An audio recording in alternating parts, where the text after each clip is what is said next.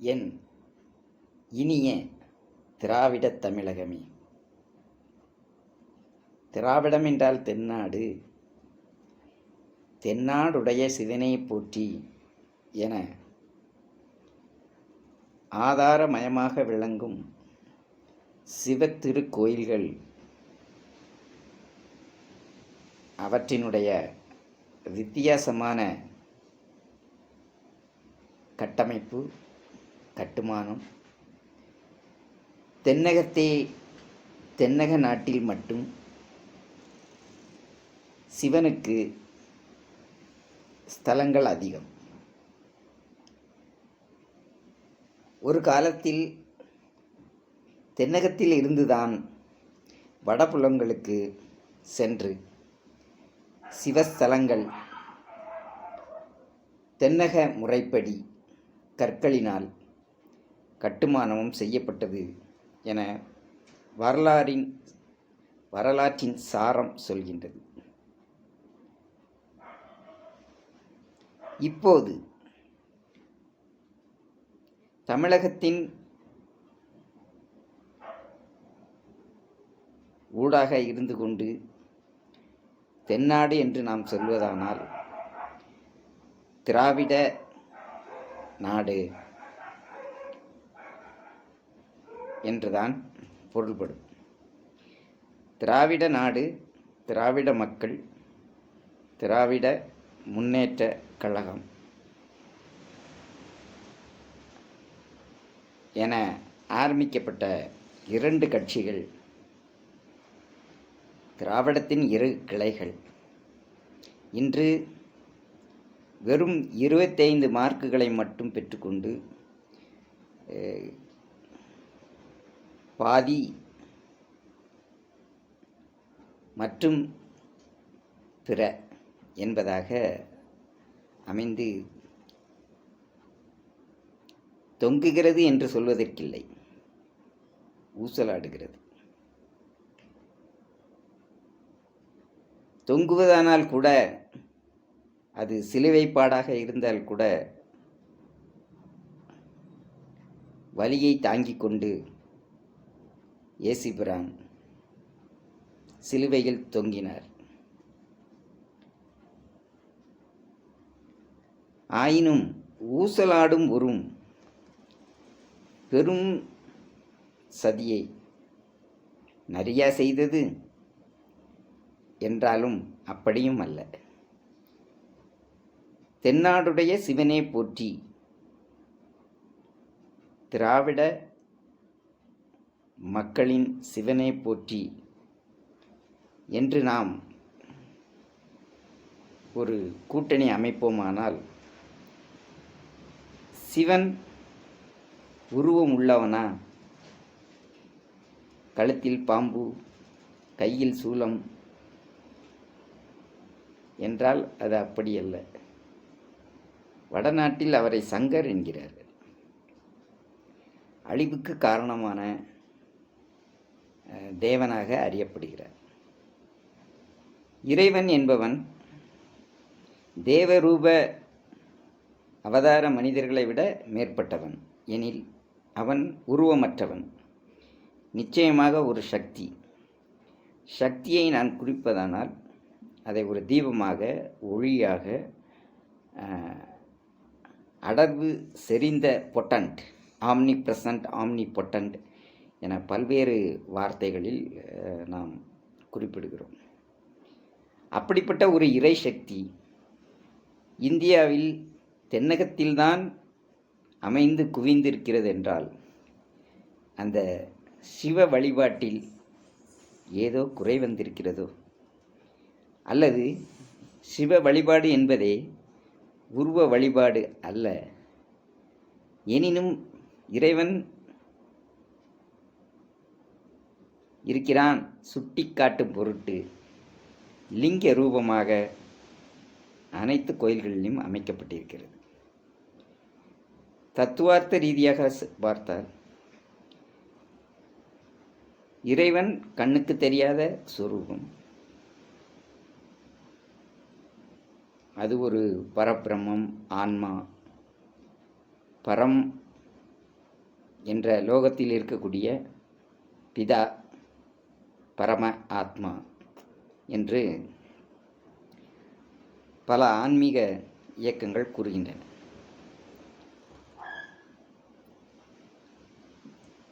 அப்படியானால் மனிதர்கள் இறை சாயலாக படைக்கப்பட்டார்கள், இறை சாயலில் இருக்கிறார்கள் என்று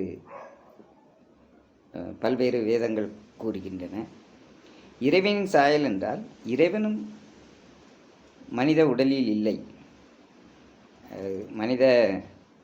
அதாவது ஐம்பூத கூட்டு அமைப்புக்குள் அவன் சிக்குவதும் இல்லை. பிறப்பு இறப்பிற்கு அப்பாற்பட்ட சக்தி தான் இறைவன். அதனாலேயே அவன் அனைவரையும் ஆட்டுவிக்கின்றான், அனைவரும் ஆடுகின்றார்கள். தேர்தல் நடக்கிறது, அனைவரும் ஆட்டிவிக்கப்பட்டார்கள், இயந்திரமும் ஆட்டிவிக்கப்பட்டது. ரிசல்ட் என்று சொல்கிறார்களே, பயன், அது வெளியே தெரிந்து விட்டது. வெளிப்படுத்தப்பட்டது. இப்படி வந்த பயனை, அது நல்வினையோ தீவினையோ யாம் ஏற்றுக்கொள்வோம் என்று முன்னாள் முதல்வர் ஸ்டாலின் அவர்கள் இந்த தோல்விக்கு நானே பொறுப்பேற்கிறேன், ஆகவே கட்சி நிர்வாகி தொண்டர்கள் கட்டமைப்பில் உள்ளவர்கள் வருத்தமே பட வேண்டாம், நமது இயக்கம் பல்வேறு தோல்விகளை தாங்கி வீரியமாக மீண்டும் மீண்டும் முளைத்தெழுந்த விருட்சம் என்பதாக குறிப்பிடுகின்றார். தனிப்பட்ட விதமாக அவர் ஒரு தொகுதியில் நின்றார். அந்த தொகுதி மக்களினுடைய பல்வேறு அடிப்படையான விஷயங்களை அவர் மாற்ற முயன்றிருப்பார், அல்லது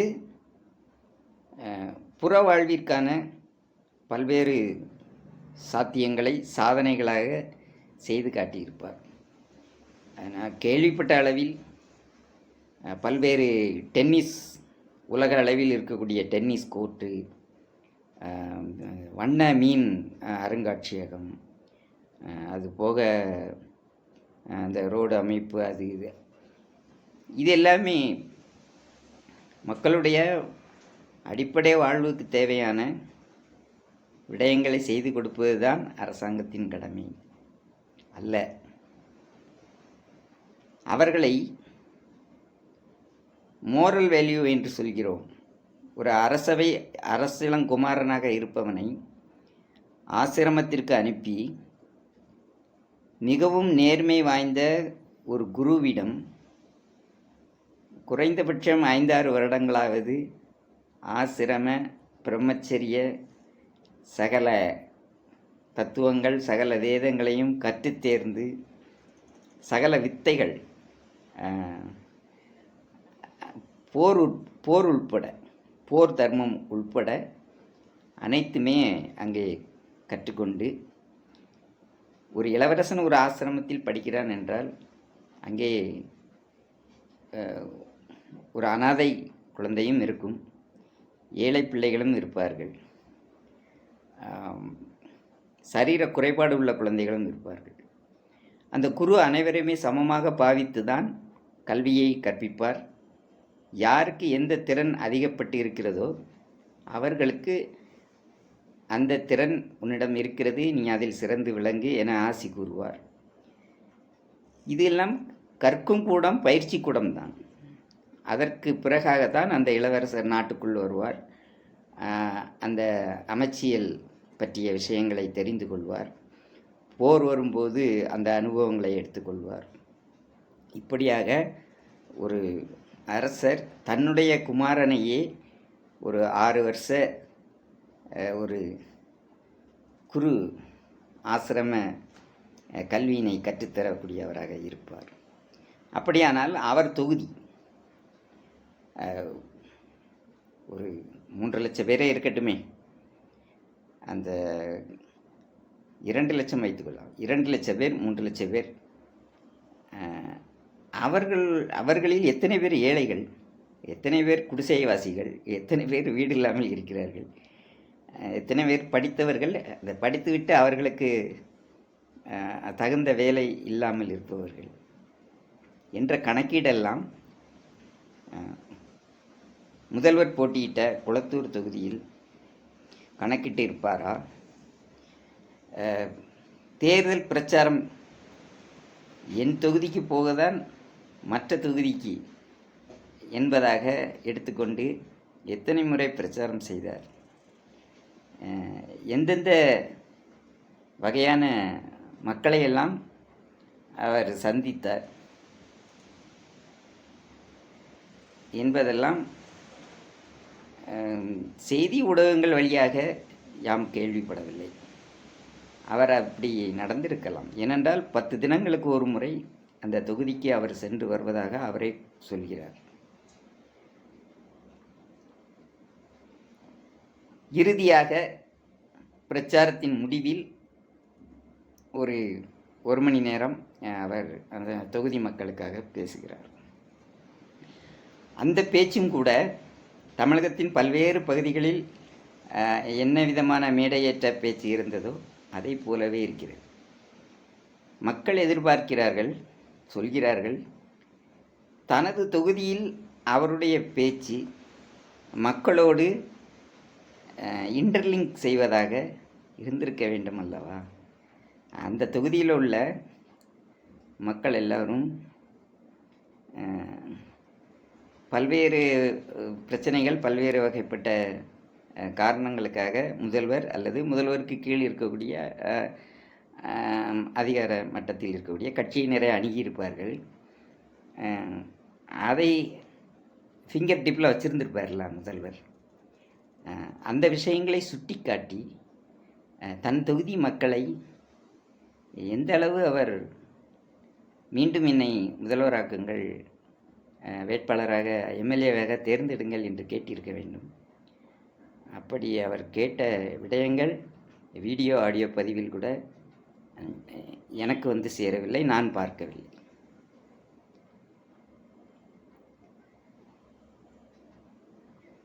இது மெத்தனம் அல்லது அரசனின் அலட்சியம் என்றெல்லாம் பொதுவாக ஏதோ ஒரு கிராமத்தில் ஒரு வீடியோ மொபைல் ஃபோனை கையில் பிடித்து கொண்டு பேசுபவரால் சொல்ல முடியுமா? நான் சொல்கிறேன். அடிப்படையில் ஒரு இளவரசனுக்கு என்ன குருகுல கல்வி தேவைப்படுகிறதோ அந்த குருகுல கல்வி கற்றுக்கொள்ளும்போது காடுகளில் சென்று காய்ந்த குச்சிகளை பொறுக்கி கொண்டு வந்து சமைப்பது இன்று இளவரசனின் கடமை, பணி என்பதாக கூட குரு பணித்திருப்பார். அப்படி காய்ந்த குச்சிகள் சேகரிக்க செல்லும்போது வரக்கூடிய அனுபவங்களை அந்த இளவரசன் கவனித்து அந்த அனுபவப்பாடு தான் பிற்பாடு அவன் அரசனாகும்போது அப்படி காடுகளில் குச்சியை சேகரித்து அன்னாடம் காட்சியாக இருக்கக்கூடிய ஏழைகளை உணரக்கூடிய சக்தி அவனுக்கு வந்து சேரும். இப்படியாக நாட்டு மக்களுக்கு பொருத்தி பார்த்தால் கூட இளம் தலைமுறையினருக்கு நல்ல கல்வி உதவிகள், பல்வேறு நலத்திட்டங்கள் தமிழகத்தில்தான் சிறந்து இருந்தது. இருப்பினும் மோரல் வேல்யூஸ் அது ஆசிரியர்களின் பணி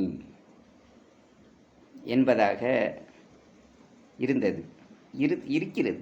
பல்வேறு ஆசிரியர்கள் கிராமத்தில் கூட இன்னும் பள்ளிப்பாடங்களை தவிர மற்ற வெளிப்படையான யதார்த்த வாழ்க்கையில்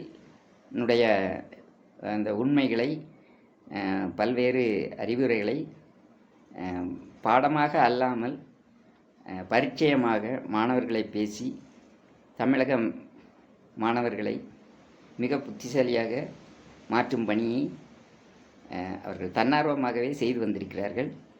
அதற்கு மிக்க ஆதாரம் உண்டு.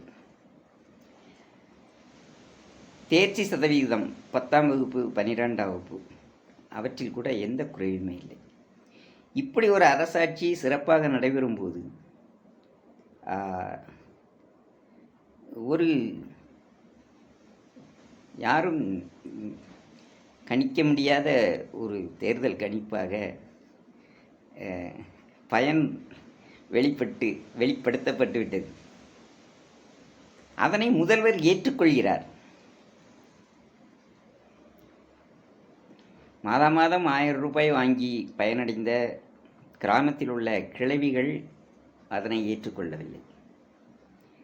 ஏதோ தவறு நிகழ்ந்திருக்கிறது, என்னவென்று ஸ்டாலினிடம் கேளுங்கள், அதை சரிப்படுத்த வையுங்கள். மகராசன் 2000 வந்துவிடும் என எதிர்பார்த்தோம் என்பதாக ஊரில் கிழவிகள் இப்போதும் பேசுகிறார்கள். 36 பேர்களை வைத்து கட்டமைப்பில் உள்ளவர்களிடம் சென்று அலசி ஆராய்ந்து எந்த ரிசல்ட்டும் கிடைக்கப் போவதில்லை என்று ஏற்கனவே பதிவு போட்டுவிட்டேன். அடுத்து ஆன்மீக சக்தியை பகுத்தறிவாக நுணுக்கி நுணுக்கி நுணுக்கி நுணுக்கி பல்வேறு விடயங்களாக இன்ஸ்டாகிராமிலேயே அந்த வேர் மாஃபியா அந்த வழியிலேயே நாம் பகுத்தறிவை புகுத்தலாம். கட்டமைப்பில் உள்ள மாவட்ட செயலாளரோ வட்ட செயலாளரையோ வத்தியா இல்லை, அது மதிநுட்பம் வாய்ந்த மெச்சூரான மனிதர்களை வைத்து கண்டென்ட்களை உற்பத்தி செய்வோம்.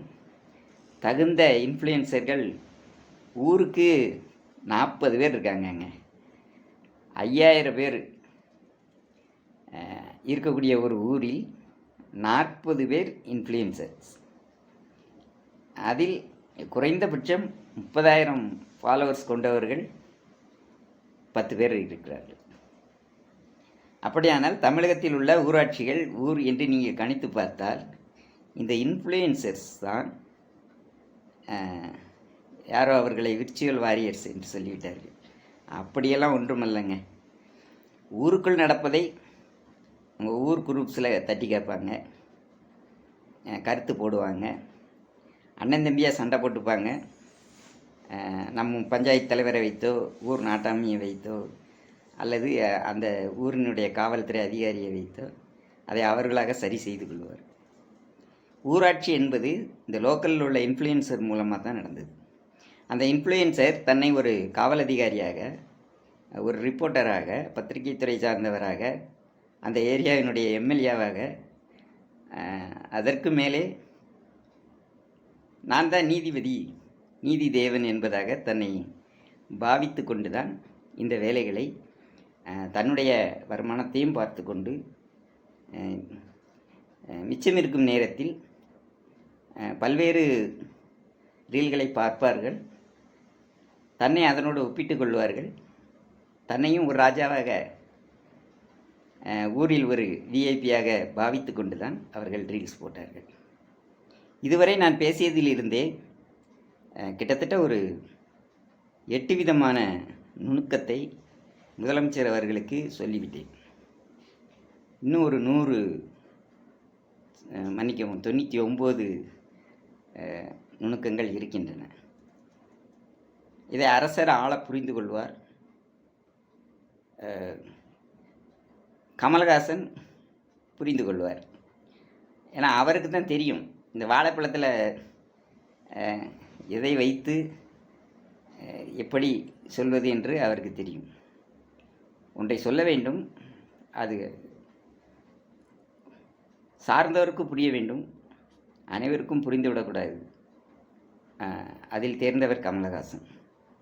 அவருக்கு நான் பேசுவது புரியும்.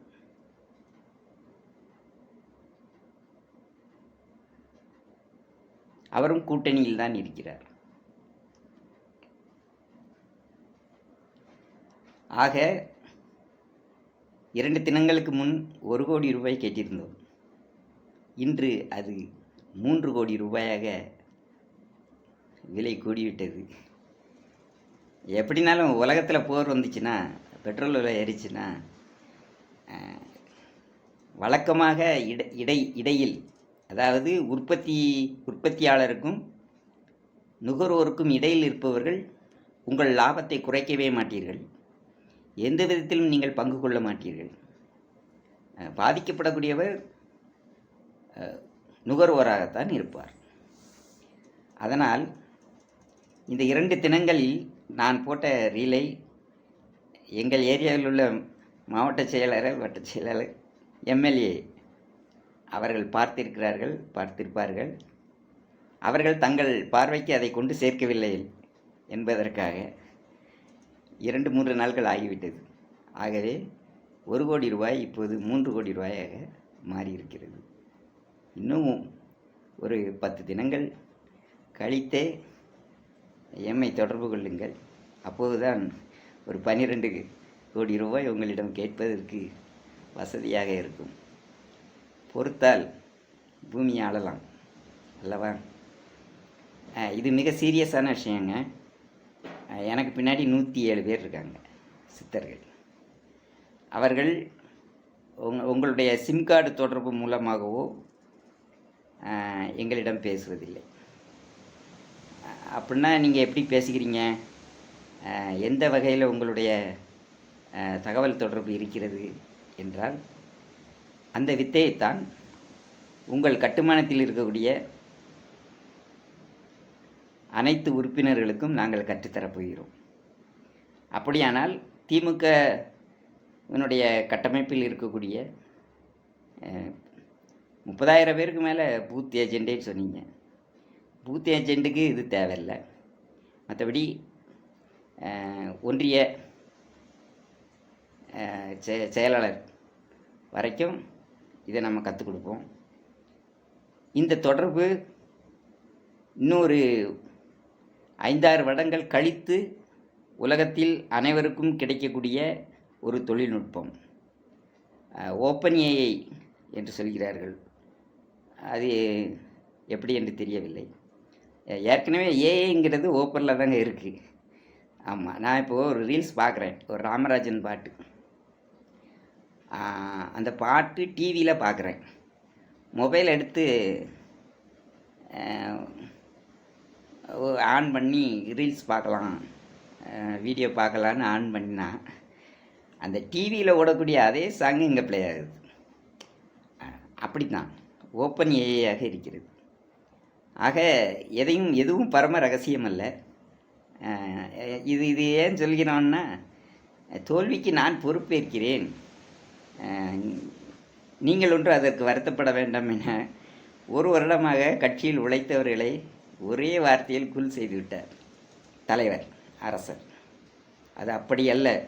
உங்கள் கட்சியிலிருந்து வெளியே எந்த கட்சியையும் சாராமல் சமூக நீதி, மதசார்பற்ற, ஆன்மீக அடிப்படையில் ஏழை மக்கள் அவர்கள் மீது கரிசனையோடு உலகத்தில் எல்லோரும் சுபிட்சமாக, சுகமாக, அமைதியாக வாழ வேண்டும் என்று இருக்கக்கூடிய கட்சி சாராதவர்கள் திமுகவிற்காக நாங்கள் மெனக்கெட்டிருக்கிறோம், சப்போர்ட் செய்திருக்கிறோம். எங்களால் இந்த தோல்வியை தாங்க முடியாது. இவிஎம் மிஷினில் தவறு இருக்கிறது என்று சொல்வதற்கு கூட எந்த கட்சியினரும் முன்வரவில்லை. வாயில் வார்த்தைகளே வரவில்லை. சந்தேகம் என்று கூட கூறவில்லை. அப்படியானால் எங்களுக்கு அனைத்து கட்சிக்காரர்கள் மேலும் ஒரு கோபம் வருகிறது. அப்படிப்பட்ட ஒரு கோபம்தான் வடநாட்டில் கரப்பான் பூச்சியாக படையெடுத்திருக்கிறது. கேட்ட 3 கோடி ரூபாய் நீங்கள் தரலன்னா நாங்களும் கரப்பான் பூச்சியாக மாறிடுவோம், அல்லது கரப்பான் பூச்சிகளுக்கு மருந்து தயாரிப்போம். நன்றி.